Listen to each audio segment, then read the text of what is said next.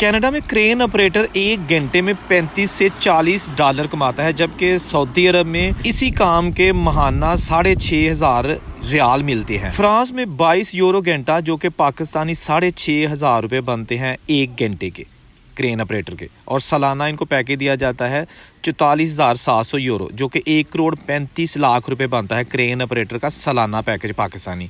Canada में कम से कम जो $35 और ज़्यादा से ज़्यादा $46 एक घंटे के हैं, ठीक है जी। और अगर आप बात करें तो रोज़ाना पाकिस्तानी रुपयों के हिसाब से 7,000 रुपये एक घंटे के क्रेन ऑपरेटर कमाता है कनाडा में। ऑस्ट्रेलिया की बात की जाए तो वहाँ पर पैकेज सबसे ज़्यादा है, 1,15,000 या $1,25,000 साल के क्रेन ऑपरेटर को दिए जाते हैं, जो कि पाकिस्तान के सालाना 2,11,60,000 रुपये बनते हैं।